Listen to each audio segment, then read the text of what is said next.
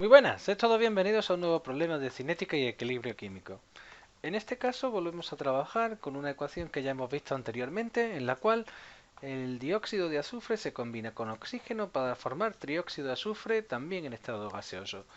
Nos dicen que en un recipiente introducimos 128 gramos de dióxido de azufre y 64 gramos de oxígeno, en un recipiente que tiene un volumen de 2 litros.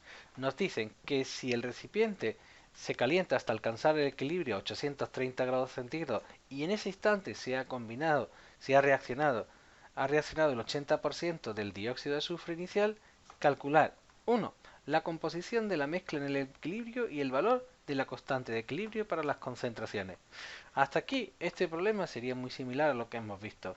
Sin embargo, en la segunda parte nos piden determinar la presión parcial de cada componente de la mezcla y a partir de estos valores determinar el valor de K sub P. ¿Vale? Para arrancar este problema, pues haríamos lo mismo, salvo que como nosotros lo que nos dan son gramos y nosotros necesitamos trabajar con cantidad de sustancia química, el primer paso en este problema será transformar los 128 gramos de dióxido de azufre y los 64 gramos de oxígeno molecular en moles. Fijaros que como la masa molar del dióxido de azufre son 64 gramos, los 128 gramos de dióxido de azufre equivalen a 2 moles, y lo mismo ocurre con el oxígeno. También partimos de 2 moles iniciales.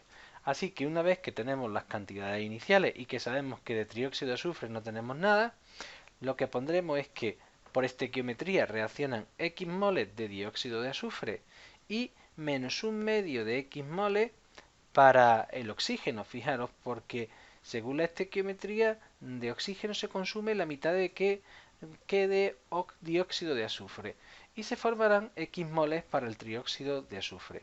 De forma que cuando se alcanza el equilibrio, estas serán las expresiones que nos marcan cómo se encuentran cada uno.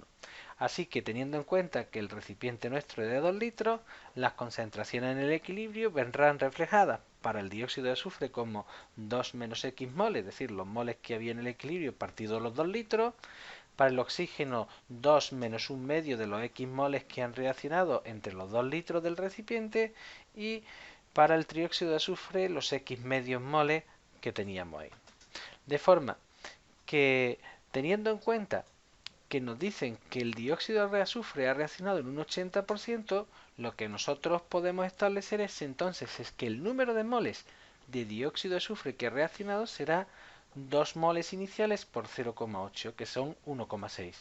Así que sustituyendo, habrán reaccionado de dióxido de azufre 1,6 moles, de oxígeno la mitad, 0,8, y de trióxido de azufre se habrán formado 1,6 moles. De forma que cuando se alcanza el equilibrio nos quedarán 0,4 moles de dióxido de azufre, 1,2 moles de oxígeno molecular y se habrán formado 1,6 moles de trióxido de azufre. Así que las concentraciones en el equilibrio quedan tal como las vemos ahí. Con estas concentraciones, ¿qué es lo que vamos a hacer? Pues una vez que tenemos estas concentraciones, lo que vamos a determinar es el valor de K sub C, ¿vale? ¿Y cuánto es el valor de K sub C? Pues simplemente sustituimos los valores de las concentraciones en la ecuación y nos sale un valor resultante de 5,16.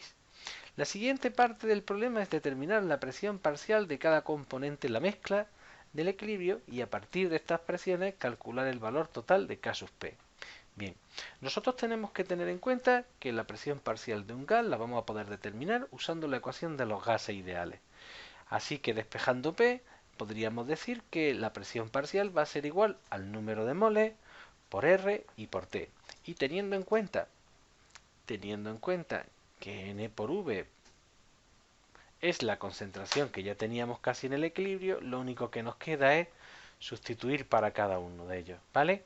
Así que si en el equilibrio de dióxido de azufre nos han quedado 0,4 moles, la constante de los gases es 0,82 y 830 grados centígrados expresado en grados Kelvin son 1103 grados Kelvin entre los 2 litros del recipiente, nos sale que la presión para el dióxido de azufre es 18,09 atmósferas.